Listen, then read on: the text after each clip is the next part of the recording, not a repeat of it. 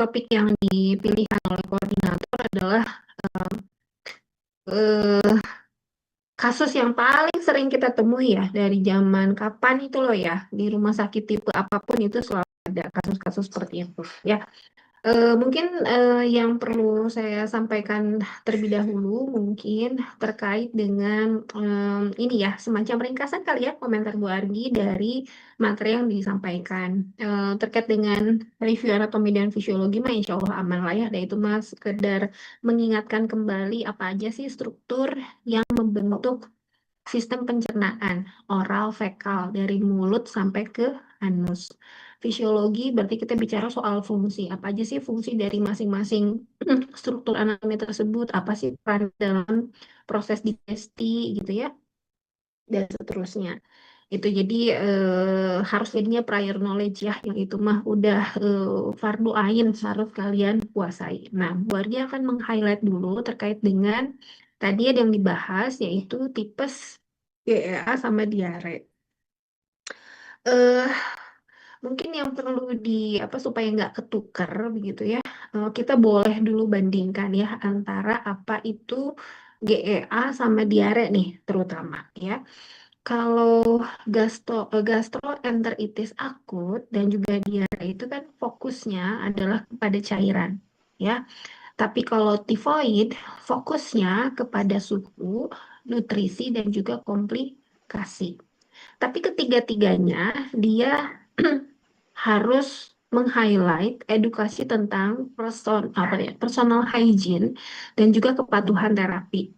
Nah, kenapa nih bicara soal hygiene? Kenapa perlu kita edukasi? Karena ketiga penyakit ini disebabkan karena buruknya kebersihan diri. Bisa itu? Apa terkait dengan kebersihan diri, begitu ya. Jadi dalam RKD-nya, riwayat kesehatan dahulu saat rekan-rekan semua melakukan pengkajian anamnesa sama pasien dengan tiga penyakit ini, penting untuk kita menanyakan apakah sebelumnya dia pernah punya riwayat dalam jangka waktu sebulan terakhir, 3 bulan terakhir, 6 bulan terakhir, 1 tahun terakhir dengan diare, dengan GEA, tipoid. Itu bolak-balik aja kita tanyain karena itu berawal dari perilaku hidup yang tidak sehat gitu ya. Nah, sekarang mungkin yang perlu di-highlight, mau sih bedana GEA sama diare. Apa sih bedanya gastroenteritis akut dengan diare? Sama atau enggak? Tadi udah dijelasin dua PPT, tentunya beda ya. Karena PPT-nya juga kan berbeda, dibikin sama orang yang berbeda. Tidak sama, tapi berkaitan gitu ya. Kalau GEA atau gastroenteritis akut itu mah diagnosa medis. Kaitannya dengan peradangan pada area gaster, ke gastroenteritis, jadi dari lambung sampai ke enteritis. Ke itisnya sendiri radang ya. Jadi gaster sama enter. Dari lambung sampai ke usus, itu ya duodenum, yayinum, ileum gitu loh. Jadi gejalanya meliputi, dengerin ya, diare, muntah, sakit perut lah sudah pasti ya, sama mual, dan juga ada hipertermia atau demam. Sementara kalau kita bicara soal diare, diare itu bisa dibilang sebagai gejala dari GEA kan. Jadi diare itu adalah gejala atau nursing problem, masalah keperawatan. Secara definisi tadi sudah dijelaskan adalah BAB cair lebih dari 3 kali dalam sehari. Kita sebut itu diare. Dan diare ini bisa muncul pada berbagai macam kondisi. Yang GEA bisa diare, yang tipes bisa diare, yang keracunan makanan, gara makan kepedesan atau misalnya makan yang terkontaminasi, diare juga. Efek obat tertentu, diare. Intoleransi terhadap makanan tertentu karena kamu alergi, diare pula. Gitu ya. Jadi supaya dicamkan dalam benak kita sama-sama GEA itu penyakitnya.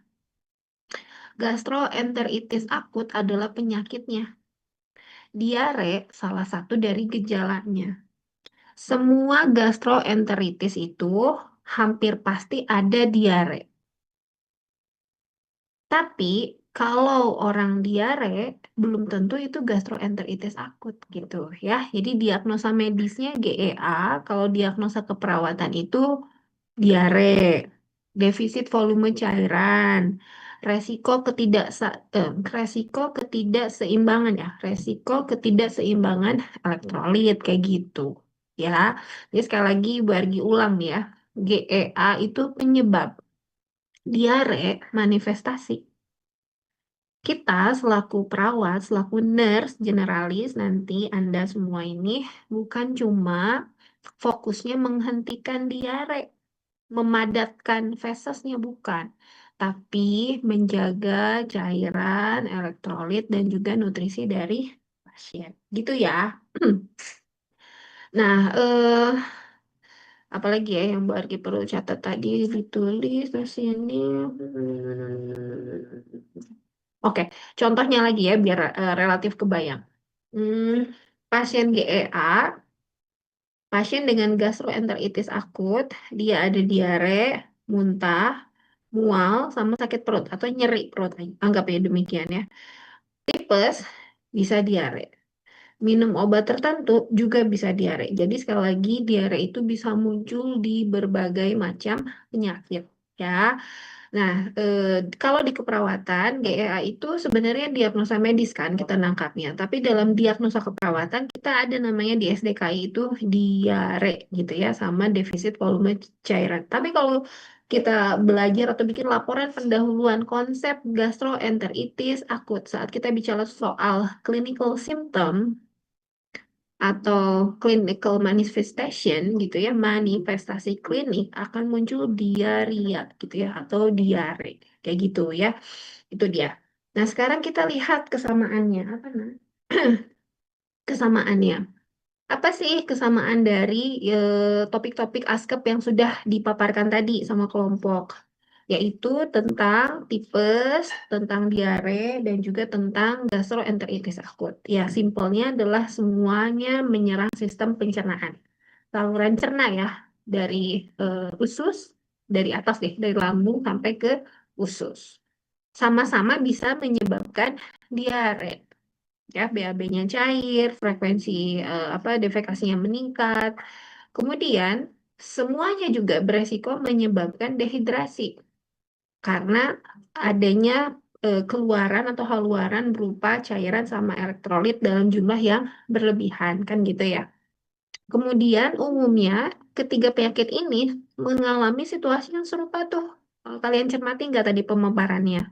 Ada semacam anoreksia gitu loh ya. Jadi nafsu makannya menurun, ya mual gitu ya. Pada ketiga topik ini. Kemudian ini yang paling penting karena sistem pencernaan itu oral fekal, maka penularannya selalu melalui makanan, minuman yang tercemar, alat makan yang terkontaminasi, kayak gitu ya. Inti nama hygiene-nya buruk, cuci tangannya tidak adekuat. Kita kan seperti yang meren ya, kita semua kan mengalami pandemi ya semuanya di usia ya sekitar 3-4 tahun yang lalu, meren 3 tahun yang lalu ya, 4 tahun yang lalu.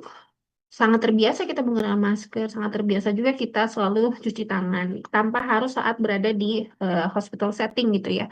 Apakah kebiasaan itu, habituasinya itu masih ada hingga sekarang atau bagaimana gitu ya. Nah ini apalagi di masyarakat, kita aja yang pendidikannya backgroundnya adalah kesehatan, bekerja di bidang kesehatan, pun terkadang mengabaikan hal semacam itu, apalagi masyarakat umum kan gitu ya. Jadi sekali lagi penularannya oral fekal melalui makanan minuman yang tercemar, termasuk juga alat makannya ya, bukan cuma si substansi makanan minumannya, tapi juga alat yang digunakan untuk menyajikan makanan minuman tersebut. Nah, kemudian kalau kita lihat dari asuhan keperawatannya juga fokusnya sama hal yang mirip-mirip ya. Semua intervensi yang tadi dibacakan sama kelompok membahas mengenai monitoring intake output ya. Monitoring cairan maksudnya. Monitoring cairan, asupan sama haluarannya gitu ya. Kemudian tadi juga membahas tentang tanda-tanda dehidrasi. Artinya kita mengobservasi. Yang tipes gegara apa namanya hipertermianya ya, kita khawatir juga dengan demam yang tinggi itu apakah kekurangan cairan nantinya, apalagi yang GEA dan juga diare. Kemudian kesamaannya juga yang hampir Ibu temukan sama ketiga topik di ASKEP ini di tiga topik yang berbeda pada komponen ASKEP-nya adalah apa namanya terkait dengan diet yang diberikan. Dietnya dikasihnya diet lunak ya, termasuk juga kebutuhan terkait dengan edukasi, misalnya itu apa namanya dari ketiga penyakit ini pasti komponen edukasinya adalah terkait dengan kebersihan diri gitu ya. Jadi diagnosa yang muncul yang sama pada ketiga topik ini adalah defisit volume cairan, em, ketidakseimbangan nutrisi, kurang dari kebutuhan atau defisit nutrisi mungkin, dan juga resiko infeksi. Bagaimana dengan hipertermia? Bisa diangkat secara khusus, bisa juga disisipkan sebagai data senjang untuk mendukung diagnosa yang lain. Misalnya tadi ya resiko infeksi atau yang lainnya. Kurang lebih kayak gitu ya. Jadi sekali lagi GEA, diare dan juga tipes sama-sama gangguan sistem cerna yang menyebabkan diare, dehidrasi, dan juga nutrisi, masalah di aspek nutrisi. Jadi sekali lagi fokus perawat adalah kepada cairan, nutrisi, sama edukasi. Kayak gitu ya. Kemudian apalagi ya yang tadi jadi catatan karena relatif cukup lengkap ya yang sudah kalian sampaikan. Oh ya, em, kolaborasi medis. Kalau pada GEA kolaborasi medisnya apa ya? Terapinya apa kira-kira? Tadi yang menjelaskan siapa? GEA.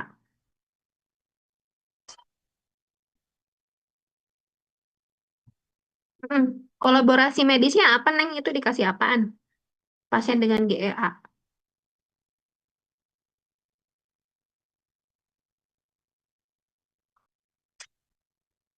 Dikasih apa? Tentu harusnya apa? Resusitasi cairan intravena, ya itu kan bukan mandiri keperawatan kan, termasuk juga pemberian antiemetik. Sementara pada diare mungkin lebih diberikan cairan intravena jika dibutuhkan gitu ya, karena kan belum tentu juga kan sekali lagi diare itu adalah simptom sebenarnya ya, bukan diagnosa medis. Kalau diagnosa keperawatan iya betul ya. Kemudian yang berikutnya untuk yang tipoid, maka kolaborasi mediknya adalah pemberian bakterisida atau antibiotik gitu ya. Em, Coba sekarang kita highlight terkait dengan edukasinya. Pada pasien dengan tipes, edukasinya sebaiknya mengenai apa? Tadi yang paparan tentang tipes siapa? Mm-mm. Menurut kamu apa, Neng? Edukasinya sama pasien tipes saat discharge planning kita kasih info mengenai apa? Mm-mm. Ya, selain itu yang utama juga adalah mengkonsumsi obat sampai tuntas meskipun keluhannya sudah hilang atau tidak dirasakan. Kenapa coba? Karena dia kan mendapatkan antibiotik itu mah apa kata kunci yang utama dari pemberian antibiotik kan adalah harus habis gitu ya. Jadi selain yang tadi juga adalah terkait dengan menghabiskan obat. Kalau yang diare tadi siapa yang memaparkan? Ya, Pristi, Ibu. Mm-mm. Neng apa Untuk dia edukasinya pada pasien diare yang harus kita bekali sama pasien? biasanya fokus pada rehidrasinya, Bu, pemberian cairan per oral Mm-mm. biasanya atau eh, ini kan edukasi ke keluarganya ya. Jadi Ya. pemberian minum, maksudnya pemberian cairan oral, dan hygiene. Mm-mm. Setelah itu pola makannya juga, Bu. Iya, gitu ya. Betul, Bu Argi juga setuju tadi terkait dengan hand hygiene atau cuci tangan ya di luar rehidrasi eh, apa namanya dan yang lainnya gitu ya. Itu penting terkait dengan apa namanya penanganan atau jadi tindak lanjut perawatan pada pasien dengan diare saat discharge planning ya. Kalau pada GEA apa nih edukasinya? Siapa tadi yang paparan GEA? Saya, Ibu. Mm-mm. Edukasinya apa Neng kalau pasien GEA?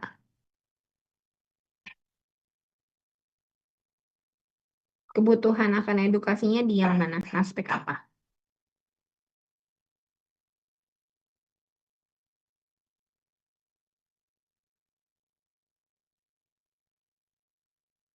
Sebenarnya hampir sama ya dengan diare, yaitu terkait Kayak dengan hidrasi dan juga hygiene gitu ya. Karena penyebab utama dari atau penyebab umum ya, penyebab umum dari kejadian GEA adalah infeksi makanan atau bahkan mungkin virus. Kalau diare beragam penyebab gitu kan, diare itu ya sekali lagi ya, dia apa namanya, symptoms, manifestasi klinis hanya dalam konteks dunia kita aja, masuk ke dalam nursing diagnosis gitu ya. Jadi menyesuaikan. Nah, bagaimana dengan tipes? Sudah jelas-jelas penyebabnya adalah Salmonella typhosa begitu ya. Jadi GEA sama tipes adalah penyakit, kalau diare itu gejala. Kita fokusnya dalam memberikan asuhan adalah kepada cairan, nutrisi, dan juga edukasi. Begitu ya.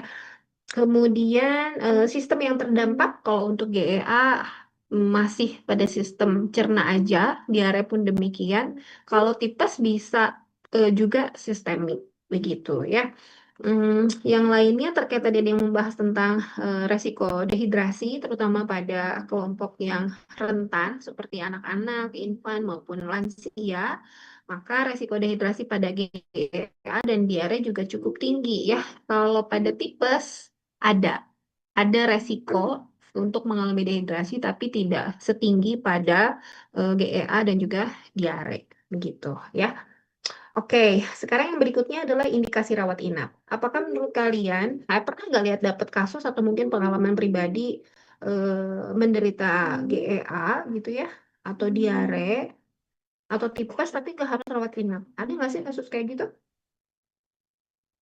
Ada ya, jadi nggak semuanya itu memenuhi syarat untuk opnam kan kayak gitu ya. Jadi harus juga kalian selaku nurse memahami kira-kira indikasi rawat inap pada ketiga penyakit ini apa gitu ya. Yang pasti untuk GEA indikasi rawat inapnya adalah kalau hasil pemeriksaan menunjukkan dia dalam kategori dehidrasi sedang ke berat. Ya harus tahu ya indikatornya apa aja secara fisik tuh kayak gimana dan seterusnya ya harus tahu. Karena ini keperawatan dewasa berarti apa namanya, fokusnya adalah kita pada usia, kelompok usia tertentu. Nah, pada infan, pada anak yang mungkin akan berbeda lagi ya, indikatornya akan ada penyesuaian. Kemudian, kapan GEA ini diharuskan rawat inap? Kalau muntah terus gitu ya, nggak bisa minum oral, kan kita tahu dia kekurangan cairan kan, harusnya dikejar, di apa namanya, diganti cairan yang keluar dengan cairan yang masuk. Tapi nggak bisa masuk secara oral, kautahkeun wae, tah nu kitu gak termasuk indikasi rawat inap. Ya, termasuk juga hipovolemia standar ya, takikardi, hipotensi, CRT-nya lebih dari 3 detik, kayak gitu-gitu. Pada anak-anak, lansia yang kondisinya lemah, itu juga kelompok rentan, otomatis itu mah harus rawat inap kalau dia mengalami GEA ya. Kemudian kalau yang diare bagaimana? Dia kita apa namanya, masuk indikasi untuk rawat inap sama tadi ya, sedang sama berat. Kemudian diarenya disertai dengan muntah. Atau dia juga ada BAB yang bercampur dengan darah atau lendir gitu ya, dan juga penurunan kesadaran ya. Nah, bagaimana dengan tipes? Apakah tipes juga harus wajib rawat inap? Ada indikatornya juga ya. Kalau misalnya demam tingginya menetap lebih dari seminggu gitu loh ya, selalu apa namanya, dalam kondisi demam tinggi. Kemudian kelihatan banget ya pasiennya lemes banget. Nah, udah gitu susah banget apapun dimasukin melalui mulutnya kayak gitu ya. Dan dia juga perlu antibiotik. Jadi intinya pasien GEA, diare sama tipes itu dirawat inap kalau nggak bisa minum, ada dehidrasi kategori sedang sama berat, dan juga sudah muncul komplikasi. Kalau muncul komplikasi mah ya serem ya, itu sangat tidak diharapkan. Bahkan sebelum muncul sebaiknya kita lakukan mitigasi kan. Komplikasinya ya yang perdarahan saluran cerna lah, perforasi usus, penurunan kesadaran, kan mengerikan ya. Jadi sebelum itu terjadi kita apa namanya, dorong supaya pasien mau menjalani rawat inap begitu ya. Sudah bisa dipahami kah semuanya? Ya. Oke, alhamdulillah ya, karena sekali lagi, please, ini mah topik yang akan sering kita temukan di kasusnya di mana aja, di masyarakat umum, di komunitas, di klinik, di rumah sakit besar, tipe apapun juga selalu ada ya kasus-kasus seperti ini. Jadi harus dikuasai, termasuk dalam uji kompetensi. Ingat kan untuk kalian kemarin UKOMNAS di level pendidikan vokasi, IOW kan di sistem pencernaan tentang tiga penyakit ini selalu ada, begitu ya. Nah, kemudian mungkin yang terakhir sebelum apa namanya Bu Argi tutup, tentu saja terima kasih banyak kepada kelompok yang sudah memaparkan. PPT-nya sangat lengkap. Nanti tolong di-sharekan sama rekan-rekan yang lain supaya bisa dibaca juga karena kan materi untuk ujian ya dari kalian oleh kalian untuk kalian jadinya ya dari situ-situ juga sih topiknya. Nah, mungkin sebelum ditutup yang perlu Bu Argi sampaikan adalah terkait dengan penggunaan AI ya. Jadi AI-nya boleh dipakai, tapi bukan untuk ngeganti otak kalian ya. Karena kan sebagai calon nurse generalis, yang paling utama itu adalah critical thinking, clinical judgment, sama clinical reasoning, gitu ya. Bagaimana cara kamu berpikir secara kritis, bagaimana kamu melakukan keputusan klinik. Ya, kira-kira ini harus saya pasang IV kateter nggak ya dalam kondisi kayak gini? Apakah saya harus lakukan kompres nih? Apakah saya harus kayak gitu di apa namanya? Apakah saya harus melakukan ini dan itu kan adalah keputusan klinik berdasarkan critical thinking, kemampuan kamu berpikir secara kritis, ya termasuk juga clinical reasoning. Jadi kayak mencari rasionalisasi atas sebuah tindakan yang kita berikan atau akan kita apa implementasikan sama pasien ya itu teh harus keluar otomatis dari otak kalian, please lah, please ya, ibu mohon ya. Jadi bukan hasil copas dari AI. Kalau lagi proses belajar mah mungkin iya, tapi otak kalau nggak dilatih ya dia tidur santuy gitu ya, dia selalu terima beres aja. Sama lah analoginya kayak misalnya orang terpasang kateter urin, door kateter misalnya. Ya dia karena terisi bladernya terisi sama urin meskipun belum penuh, ya dia keluarannya sendiri ke urin bag. Tapi kalau kita nggak pakai eh, kateter, kan si sarafnya, si ototnya itu baru akan bekerja pada saat bladder atau kandung kemih kita itu terisi penuh. Jadi ada sensornya kemudian memutuskan bahwa aduh ada rasa pengen pipis gitu kan datang ke otak kita. Kemudian otak memerintahkan ke kaki kita untuk bergerak mencari kamar mandi terdekat dan seterusnya akhirnya plong kan kayak gitu ya. Kalau nggak dilatih kayak gimana itu loh kenapa kita dalam proses keperawatan ada juga prosedur yang namanya bladder training kan, padahal itu cuma dipakai berapa hari aja si pasien tetap terpasang kateter bisa lupa loh tubuh kita itu bagaimana mempergunakan otot pada saat untuk kencing kayak gitu loh. Jadi itu yang perlu dicermati ya, jadikan concern buat kalian. Jadi sekali lagi clinical ya, critical thinking, clinical judgment, sama clinical reasoning itu harus otomatis keluar nih dari kepala kita ya. Jadi karena kita hidup di dunia yang seperti ini, di mana banyak sekali alat bantu dan kemajuan teknologi, bukan berarti mengharamkan, boleh. Itu kan, tapi kita posisikan dia sebagai alat bantu gitu loh, bukan untuk ngambil keputusan ya. Jadi karena kan apa? Pasien yang kalian asuh itu kan real ya, real people ya. Dia apa namanya bisa kamu raba gitu ya, ada napasnya, ada bentuknya, ada wujudnya gitu kan, gitu ya. Jadi si AI itu nggak nyata, dia nggak berdiri di samping tempat tidurnya si pasien untuk kita nanya.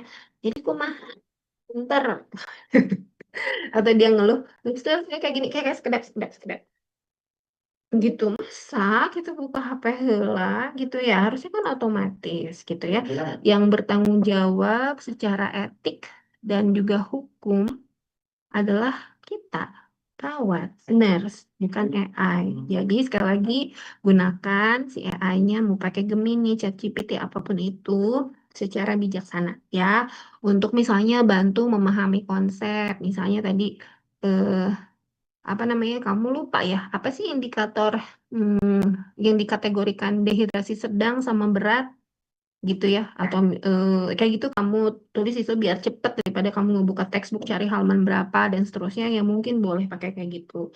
Atau materi kamu banyak banget, kamu bikin catatan, kamu pindahin ke apa Word, kemudian kamu gunakan AI untuk tolong buat summary tentang gitu loh, boleh berdasarkan materi yang itu atau latihan berpikir kayak gitu, boleh boleh banget, tapi jangan menggunakannya sebagai otak utama gitu loh, mengganti proses analisis klinis yang seharusnya original datangnya dari sini gitu ya. Jadi secara singkatnya boleh untuk ngebantu belajar, ngebantu ya. Tapi keputusan klinik harus lahir dari otak kita dan juga dari nurani kita nih selaku nurse gitu ya. Itu dia mungkin diakhiri dengan tausiah dari Bu Argi terkait dengan penggunaan AI. Mohon di apa sikapi secara bijaksana.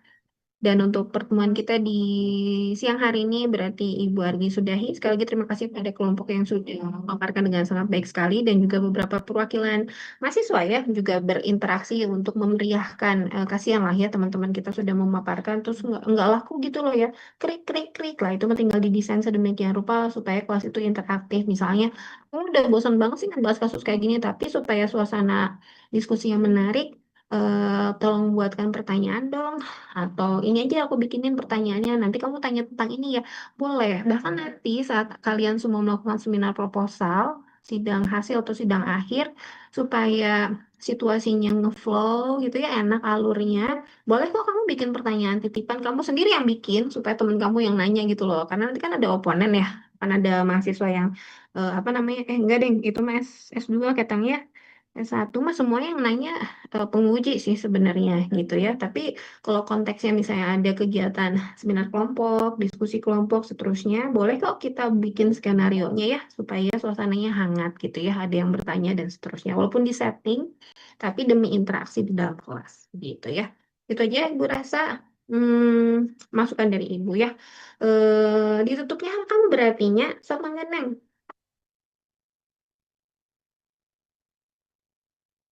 Baik, eh baik, demikian rangkaian presentasi dan eh, masukan dari Ibu Argi. Kami tutup untuk mata kuliah keperawatan dewasa 3 hari ini. Assalamualaikum warahmatullahi wabarakatuh. Waalaikumsalam Waalaikumsalam warahmatullahi warahmatullahi wabarakatuh. Waalaikumsalam wabarakatuh. warahmatullahi Oke, terima wabarakatuh. kasih Terima banyak ya. kasih, Ibu. Jangan lupa PPT-nya di-sharekan ke teman masing-masing ya. Ya, sami-sami, Mangga.